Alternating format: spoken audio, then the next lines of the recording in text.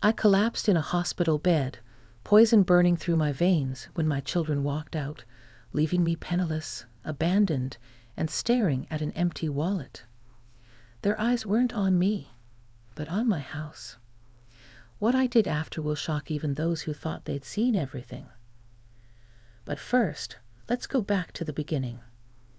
At 73, when most women are supposed to spend their days gardening, knitting, or playing with grandchildren, I sat in a sterile hospital room staring at the doctor's lips as he shaped a single word: cancer.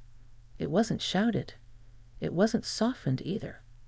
It was spoken with clinical detachment, as though he were announcing the weather forecast rather than delivering a verdict that could tear my life in two. My hands clutched the armrests of the chair, nails pressing into the worn fabric. The fluorescent lights buzzed above me, each flicker punctuating the silence that followed. My ears rang, my throat tightened, and for a brief moment I thought the floor might open beneath me. Frank was on my right, sitting so rigidly he looked as if he'd rather be in a boardroom. His suit jacket was perfectly pressed, the faint glint of his wristwatch catching the light with every small movement. He had always measured life in numbers: dollars earned, hours billed, stocks rising or falling. Now I saw him doing the math. The cost of treatments, the time off work, the value of the house once stripped of its owner. His jaw shifted side to side, as if weighing options on an invisible ledger. When the doctor paused, giving us room for reaction, Frank muttered under his breath, "This is going to take more money and care than we can handle." My heart didn't just break. It splintered into 1,000 sharp pieces. I wanted to shout that I had once handled his every fever, his college bills, his late-night phone calls when marriage and money seemed too much for him. I wanted to remind him that handling was the very definition of motherhood. But the words caught in my throat, trapped beneath the weight of his calculation. On my left, Diane slouched with her phone in hand. Her manicured nails tapped the screen in quick bursts, thumbs moving with mechanical precision. Real estate had consumed her life. Houses were her currency, square footage her language. I thought the gravity of the moment would draw her eyes up, but when they finally did, they didn't land on me. They flicked instead to my purse, then to the window where the hospital parking lot stretched toward the city skyline. I followed her gaze and realized she wasn't picturing me in recovery. She was picturing the property value of the home I had spent my life preserving.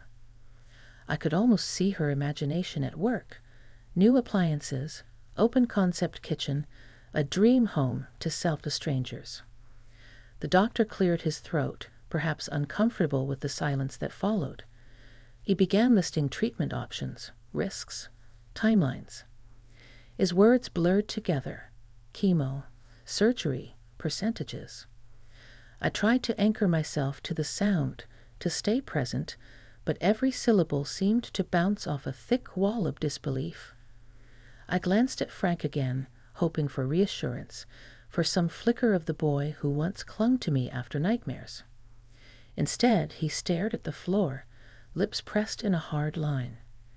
Diane typed furiously, her screen lighting her face in a pale glow. I realized then that I was utterly alone, even in the presence of my children. Alone in fear, alone in uncertainty, and alone in a moment when family was supposed to be the unshakable foundation. My pulse thudded in my ears as I fought to process not just the diagnosis, but the cold indifference radiating from the very people who should have been my lifeline. I reached into my purse for a tissue, but my hands trembled so badly I dropped it onto the floor. Neither Frank nor Diane moved. They watched me bend forward, slowly, my frail body struggling with the simplest motion. Diane's eyes returned to her phone before I even straightened up. In that fragile instant, clarity cut through the fog. They weren't worried about me at all. Their silence wasn't grief. It was calculation. My illness wasn't a blow to their hearts. It was an opening in their plans. I felt their distance like ice pressing against my skin. The betrayal wasn't spoken outright, but it hung heavy in the room, more suffocating than the smell of antiseptic. I had come to the hospital hoping for reassurance, bracing myself for the worst news, but believing love would soften it. Instead, what I found was a harsher truth than any medical report. I was no longer their mother to protect and cherish. To them, I was a liability, a cost, a fading figure who stood between them and the house they had secretly begun to covet. The doctor kept talking, outlining what came next, but my ears no longer registered the words. I was busy memorizing the faces of my children in that moment, storing away the hardness of Frank's expression and the distracted glint in Diane's eyes. Because deep down, I knew something had changed forever. Cancer was the enemy in my body, but betrayal, the betrayal sitting on either side of me, was the one in my heart. The first round of chemo nearly split me apart. I had braced myself for weakness, for nausea, for the sharp metallic taste that coated my mouth like rust. But I wasn't ready for the way my very bones seemed to ache, as though the poison flowing into me was burning through marrow and memory alike. I sat in the stiff white bed with its thin blanket pulled to my chin, shivering as though the cold of winter had seeped into my veins. The bills began stacking up with frightening speed. Each envelope that landed on the tray at the foot of my bed was another reminder that my life now had a price tag attached. Insurance covered some, but the gaps were wide, and every drug, every test, every extra night was another line of debt scrawled against my name. I had never been a wealthy woman. I had lived carefully, saved where I could, and made my house into the treasure that kept us safe. But the numbers now dwarfed anything I could manage alone. One afternoon, I asked Frank if he could help cover the copay for my medication. He didn't even hesitate before shaking his head. "Mom, I've got my own kids' college funds to think about. I can't just pull money out of nowhere." His words were firm, almost rehearsed, as though he prepared this answer in advance. His tone wasn't cruel, but it was hollow, the way a banker explains that the loan has been denied. I turned then to Diane, hoping for softness, for the daughterly warmth I so desperately needed. But Diane's eyes had the hardness of glass. "You've got assets," she said flatly. "Why drain us when you've been sitting on a house that could solve everything?" She said house like it was a solution, not the place where her father and I had raised them, where birthdays were celebrated, and where her childhood bedroom still held faded wallpaper she once picked out herself. That night, after a brutal round of treatment that left me doubled over with nausea and trembling so violently that the nurse tucked hot water bottles around my legs, they stood at the edge of my bed. Their faces were composed, voices clipped. They told me they would be back in a few days and that I should talk to Billin about options. Then they left. Their footsteps echoed down the hallway, fading as the automatic doors swallowed them. When I reached into my purse later, desperate for a few dollars to buy a sandwich from the cafeteria, I found nothing. No folded bills, no spare change. My wallet was as hollow as my chest felt. I pressed my hands against it as if I could conjure something from the emptiness, but all I found was a silence louder than any words they could have spoken. They had left me not only alone, but stripped of dignity, as though money for a meal was too much to spare. The hatred that bloomed inside me was not the kind that screams or lashes out. It was heavier, darker, like a stone lodged deep in my chest. It wasn't born from the disease that ravaged me, but from the two faces I had once loved more than life itself. I remembered Frank's fevered cries as a child, how I'd sat by his bed with a cool cloth all night. I remembered Diane's first heartbreak, how she had sobbed in my arms until her chest stopped shaking. I remembered every scraped knee, every broken toy, every birthday cake baked after long shifts at work. And now, when my body faltered and I needed them most, they calculated costs and walked away. I lay back in the hospital bed, staring at the cracks in the ceiling tiles, and tried to understand. Was I truly nothing more to them than a balance sheet? Had decades of love and sacrifice vanished into thin air the moment my illness became inconvenient? My stomach growled, hollow and sharp, but the hunger in my soul was greater. Hunger for kindness. Hunger for proof that I still mattered. Nurses passed by, their shoes squeaking faintly on the polished floors, their voices low and hurried.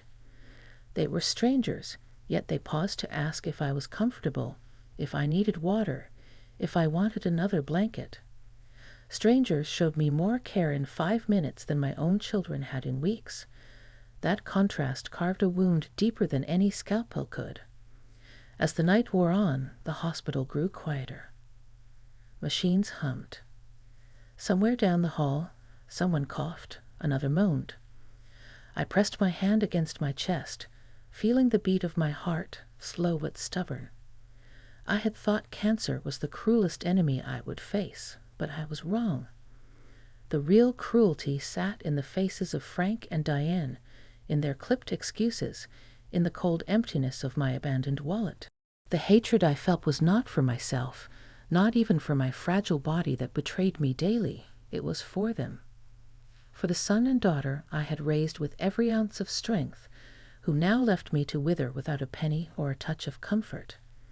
That hatred rooted itself deep, and though I didn't yet know what would come of it, I knew one truth with piercing clarity. Something inside me had changed forever. My body weakened as the weeks of treatment dragged on, while outside the walls of the hospital my children's lives seemed to flourish. Frank called once, not to ask about my health, but to tell me he had closed a lucrative deal at work. His voice carried that sharp pride he always wore when he was talking about money. Later, a nurse scrolling through her phone showed me a picture Diane had posted online, her smile wide as she posed in front of a polished front porch, the caption reading, "Another dream home sold." It struck me with the force of a blow. My world had shrunk to an IV drip and the dull ache of nausea, while theirs expanded into new cars, contracts, and social validation. Every time I glanced at the bills stacked at the foot of my bed, I wondered if they saw me as nothing more than a delay in their plans. My life was now measured in invoices, co-pays, and medical charts. I couldn't even pay for the extra medication without begging, and each plea was met with the same hollow refrain. "We can't, Mom. We have our own obligations." One night, my fever spiked so suddenly that I could barely lift my head. My hair, already thinned from chemo, clung damply to my scalp. Sweat soaked the hospital gown as chills tore through me. In a haze, I reached for my phone and pressed Frank's number. He answered, his voice calm, steady, too steady. I asked him to come, begged him to just sit with me for a while. There was a pause, long enough for me to hope, and then he exhaled sharply. "Mom, I can't. I've got a meeting tomorrow morning, and I need sleep. You'll be fine. Call a nurse." The line clicked dead before I could answer. I lay there, stunned, the foam slipping from my damp hand onto the thin sheets. Fine? I was shivering so hard my teeth rattled, poison running through my veins like ice water, and he said I'd be fine. Hours later, still racked by fever, I texted Diane. The screen lit up with her reply sometime past midnight. "Busy. Don't make this harder than it is." I stared at the words until my vision blurred. Harder for them? It was my body rotting from the inside. My blood boiling, my strength collapsing. My life reduced to a bedpan and IV poles. Yet to them, I was the inconvenience. The anger rose in me like fire under pressure, hotter than the fever that had left me shaking. It wasn't loud. It didn't roar. It seethed quietly, curling around my ribs, burrowing into the spaces where love for my children used to live. I thought of every sacrifice I had made for them. working overtime to pay for Frank's tuition, sewing Diane's prom dress by hand when money was tight, cooking, cleaning, comforting. My whole life had been bent toward their needs, and now, when my body failed, they refused to bend even a fraction toward me. I clutched my empty wallet in my lap, fingers digging into the worn leather as if I could squeeze blood from a stone. It had become a symbol of their neglect, proof that even a few dollars for a sandwich or bus fare was too much for them to spare. I wasn't just sick.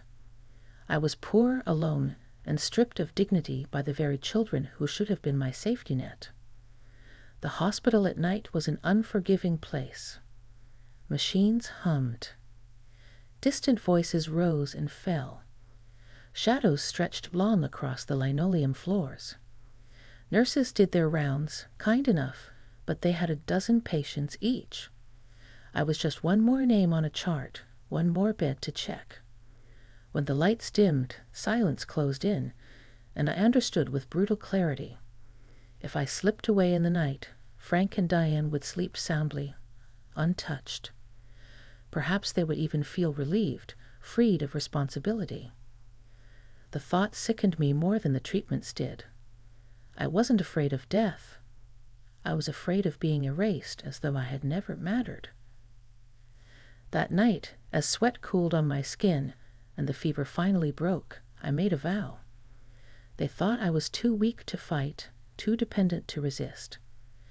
They thought my house was already theirs, my life already spent. But if I lived, if by some twist of fate I survived, I would not die their burden. I would not hand them the prize they so eagerly circled. The anger inside me burned brighter than the machines that kept me alive. And for the first time, I stopped being afraid. The days bowled into each other, marked by the monotony of IV drips, beeping monitors, and the heavy odor of antiseptic that clung to my skin, no matter how often the nurses changed the sheets. My body was a battlefield, every cell aching, every vein weary of the relentless flood of chemicals. Yet it wasn't only the illness that hollowed me out. It was the silence where my children's voices should have been, the absence of warmth in the chair by my bed. Then came Grace. She was not assigned to me alone. She had a dozen patients to watch over, but somehow she always managed to linger at my bedside longer than the rest. She was in her 30s, her face framed by loose curls tucked behind her ears, her eyes the kind that made you want to trust them. Where others bustled in and out, efficient but distant, Grace moved with a presence that filled the room. She carried with her not only medication trays, but something invisible yet vital, care that felt genuine. The first time I noticed her difference was on an evening when nausea left me retching until my throat burned raw. Other nurses had sighed, adjusted the bucket, and rushed out to fetch the next patient's chart. But Grace knelt beside me, steadying my trembling shoulders with hands that were firm yet gentle. "It's okay, Deborah. Breathe with me," she murmured, her voice calm as a lullaby. When the wave finally passed, she wiped my mouth as if I were her own mother, not just another name on the shift schedule. Later, she returned with a small container of soup she confessed she had brought from her own home. "The hospital food won't do you any good tonight," she said, placing it on the tray table. "Just a few spoonfuls, if you can manage." The smell of chicken and herbs filled the sterile air, chasing out the bitterness of antiseptic. I sipped slowly, tears pricking my eyes, not because the soup was extraordinary, but because it was offered without expectation. Over time, Grace's presence became the thread stitching my days together. She learned the cadence of my fears, anticipating them before I voiced them. When my hands trembled too badly to hold a rosary, she clasped them in her own and prayed aloud, her voice steady, carrying faith even when mine had splintered. When pain made me curl into myself, she sat with me, her silence reassuring, a reminder that I wasn't invisible. One night, after a particularly brutal session of chemo that left my skin clammy and my spirit drained, She came in as the ward quieted. The dim light caught the edges of her face, softening her into an almost angelic silhouette. She pulled a chair close, leaned in, and held my frail hand in both of hers. The warmth of her skin seeped into mine, grounding me when everything else felt like it was slipping away. "You're stronger than they think, Deborah," she whispered, her tone not one of forced encouragement, but of conviction. "You'll show them." The words sank deep, deeper than any needle, deeper than any drug. She didn't know about Frank or Diane, not really, not the details of their abandonment, not the weight of their betrayal. But she seemed to sense the hollow they had left behind, and she filled it not with pity, but with belief. For the first time in weeks, maybe months, I felt something stir within me. Not the anger that had kept me burning through the long, fevered nights that had its place. This was different. This was a flicker, small and delicate, but undeniably alive. Hope. I lay awake long after she left, replaying her words, clutching them like a talisman. I thought about every time I had nearly given in, every night when the emptiness beside my bed whispered that I had no reason to keep fighting. And then I thought of Grace's eyes, steady and unwavering, as if she had already seen the outcome written in me. The hospital remained a harsh place. The treatments didn't get easier, and the loneliness didn't vanish overnight. But something had shifted. Each time Grace appeared in the doorway, I felt the weight of my isolation lighten. She reminded me, without ever saying it outright, that healing wasn't only about the body. It was about spirit, about reclaiming the part of myself my children had tried to strip away with their coldness. The poison still ran through my veins, but her words ran deeper. For the first time, I began to believe survival wasn't just possible. It was destiny. The months dragged on like years, each day measured not by sunlight or seasons, but by the drip of IV bags and the tick of clocks on whitewashed walls. My hair thinned until handfuls came away with every touch, leaving me staring at a reflection I barely recognized. My skin grew translucent, pale as parchment, veins mapped like rivers beneath it. My arms were bruised from endless needles. My body had become a pin cushion, a testing ground for medicine that burned and healed at the same time. And yet, despite the hollowing, despite the weight loss and the dark circles etched into my eyes, something within me refused to surrender. My body bent, but it would not break. Every morning I forced myself upright, clutching the rails of the hospital bed until my arms steadied. Every evening, when nausea gnawed at me, I whispered silently, "Not yet, not yet." Grace's words lingered in my mind. "You'll show them." They became my mantra, pulsing beneath the fatigue. I wasn't showing Frank or Diane anymore. I was showing myself that even after being discarded, even after being stripped of dignity, I was still alive, still stubborn, still mine. The doctors took their measurements, scanned their images, noted their observations in charts that looked cold and impersonal. But one day, after another round of tests, my oncologist entered with a softness in his voice I had never heard before. He sat down, folded his hands, and said a single word: remission. It was not shouted, not wrapped in celebration, but it was the most powerful word I had ever heard. My chest tightened, my breath caught. Tears pricked hot at my eyes. My children were not there to hear it. Of course they weren't, but perhaps that was fitting. This was mine. This was a victory that belonged to me and me alone, not to be shared with those who had wished me gone. Walking out of the hospital, the air hit me like a benediction. The sunlight felt almost unnatural after so many months under fluorescent bulbs, warm against my fragile skin. I was thinner, weaker, older in ways I had not been when I entered, but I was also alive. And life, bare, stubborn, stripped of illusions, was more precious than anything Frank or Diane could ever value. The taxi pulled into the driveway of my house, and I stepped slowly out, clutching the rail for balance. The garden had gone untended in my absence. Weeds curled between the roses, grass grew tall against the walkway. But the sight of it filled me with something no hospital could provide: recognition. This was my place, my soil, my history written in every crooked fence post and sun-faded shutter. Inside, the house was quiet. Dust coated the furniture, and the air smelled of stillness. Yet as I walked through the rooms, memories clung to every surface. The photographs on the walls.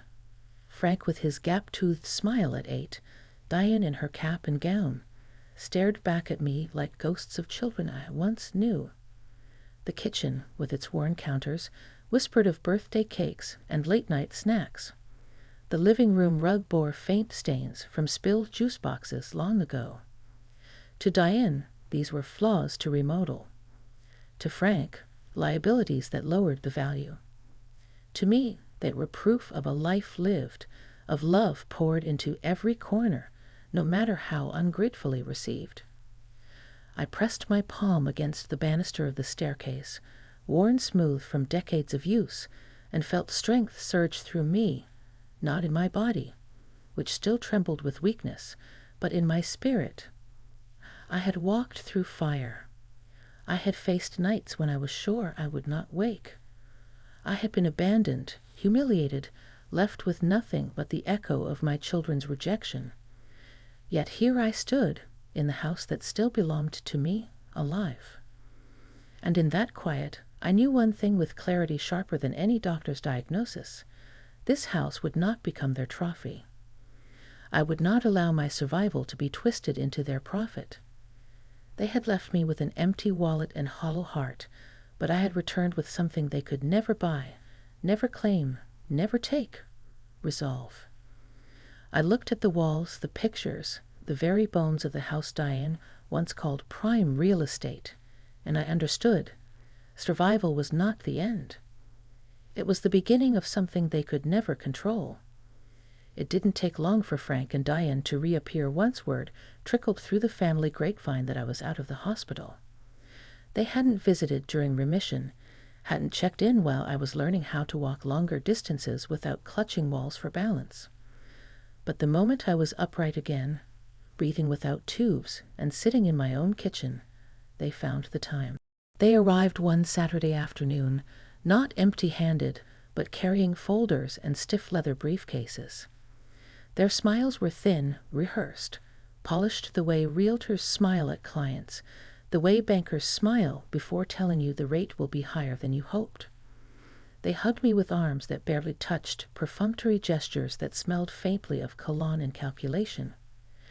Diane's heels clicked across the hardwood she had once criticized as outdated but full of potential. She circled the living room as though she were staging it in her mind, seeing not the furniture that held decades of family history, but the square footage, the angles of light through the windows, the price per foot. Frank stayed closer to me, patting my shoulder like one pats an employee who's outstayed their usefulness. Then came the act.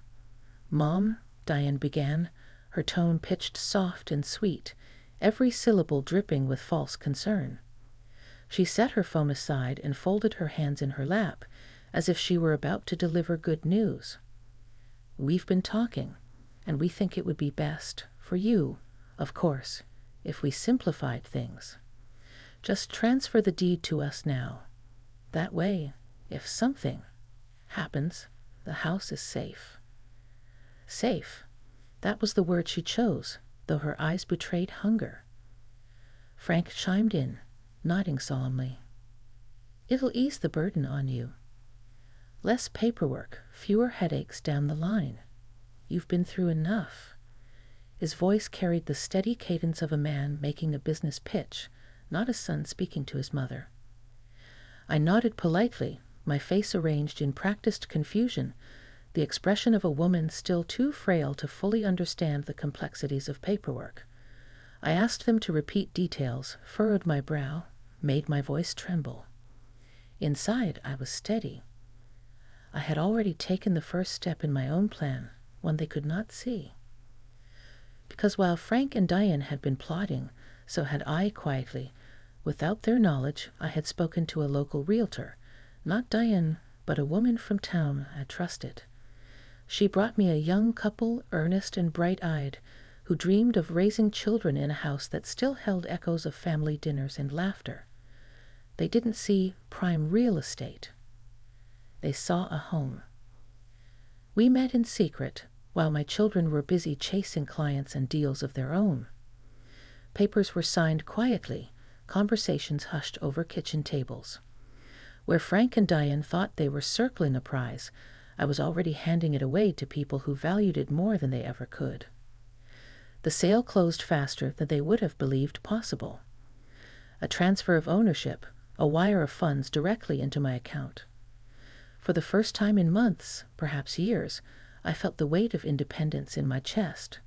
The house was no longer theirs to covet. It was mine to release. When Frank and Diane returned a week later, their lawyer in tow, their folders spread out across my dining table, I listened to their carefully crafted explanations.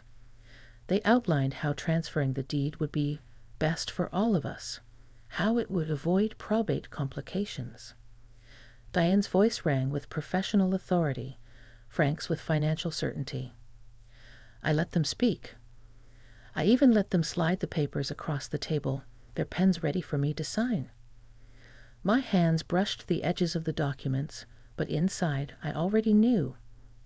Every line, every clause, every demand they presented was meaningless. The house was gone, out of their reach, beyond their greedy hands. When I finally told them, their faces drained of color. I didn't shout. I didn't gloat. I simply stated it as fact. I've already sold the house. The money has been wired directly to me. For a moment, silence swallowed the room. The only sound was the tick of the clock on the wall, marking each second of their disbelief. Diane's lips parted, her eyes widening as though she had been struck. Frank's jaw clenched, a muscle twitching near his temple. Too late. That was the truth written in the air between us. Their prize, the house they had circled like vultures, was gone. I watched them struggle with it, watched the realization carve lines of fury into their polished faces. And in that quiet, I felt the power shift. For the first time, it wasn't me who was weak and discarded. It was them who were blindsided, them who were left with nothing. When the words left my mouth, "The house is already sold," the air in the room changed. It was as though the walls themselves absorbed the shock and reverberated it back. For a moment, silence pressed down so heavily that even the ticking clock on the wall seemed to hesitate. Then, like thunder after lightning, came the storm. Frank's face flushed crimson, creeping up his neck to his temples. His jaw clenched so tightly I thought his teeth might crack. He slammed his fist against the table, rattling the pens and folders they had so smugly laid out. "You can't just sell it," he shouted, voice roughened by rage. "That house was supposed to be ours."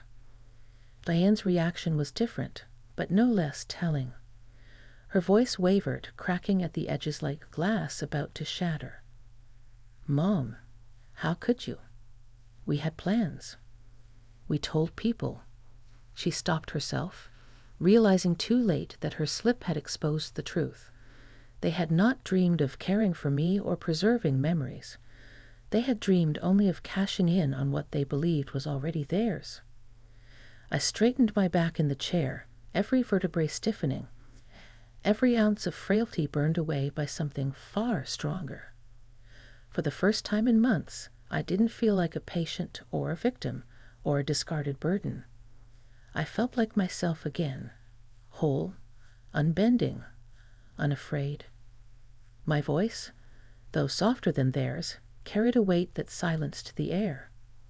"You left me in the hospital with cancer, and not a penny to my name. You wanted the house more than you wanted me. Well, I survived. I made sure you'd never profit from my pain." The truth hung between us like a blade. They flinched, not because they disagreed, but because deep down they knew every word was undeniable. Their outrage wasn't grief at losing a home. It was fury at losing control. Frank began pacing, his hands raking through his neatly styled hair until it stood disheveled, the polish stripped from his image. "You don't understand what you've done," he spat. "Do you have any idea how much that house was worth? We could have." He cut himself off, but the damage was done. He said, "We, not you." His concern was never about me, never about my future. It was about his profit. Diane, on the other hand, clasped her phone with white-knuckled fingers, tapping the screen as if looking for an escape. Her voice rose in desperation, brittle and sharp. "You blindsided us. After everything we went through, after everything we sacrificed." The word sacrificed tasted bitter in my ears. I remembered the empty wallet, the unanswered calls, the hollow silence on nights when fever nearly consumed me. Their sacrifice had been nothing. Their anger, their disbelief, their unraveling composure. It was a symphony to me. A score played not in violins and horns, but in the cracking of their carefully maintained facades. For the first time in years, I felt the deep, bone-level satisfaction of balance restored. Justice, I realized, was not found in courts or laws. It wasn't about inheritance papers or notarized signatures. It was about dignity, about reclaiming what had been stolen from me, not the house itself, but the worth they had tried to strip away when they left me to wither in a hospital bed. By selling it on my terms, I hadn't just taken away their prize. I had taken back myself. Frank finally stopped pacing, his hands on his hips, his breath coming fast. He glared at me with eyes full of wounded pride, as though I had betrayed him. Diane leaned back in her chair, her lips pressed thin, her phone slipping slowly from her hand. I sat there calmly, hands folded in my lap, feeling the strange serenity that comes when the war has been won. I didn't need to raise my voice or list their failures. My very survival, coupled with the simple fact that the house was gone, spoke louder than anything else. They wanted me erased, a ghost in my own home, a liability turned into a payout. Instead, I had lived, and I had denied them the one thing they craved more than me. Their fury filled the room, but it did not touch me. It passed around me like storm winds against stone. I was rooted. I was alive. I was free. Justice wasn't about punishing them. It was about refusing to let them define my worth. And I had done it.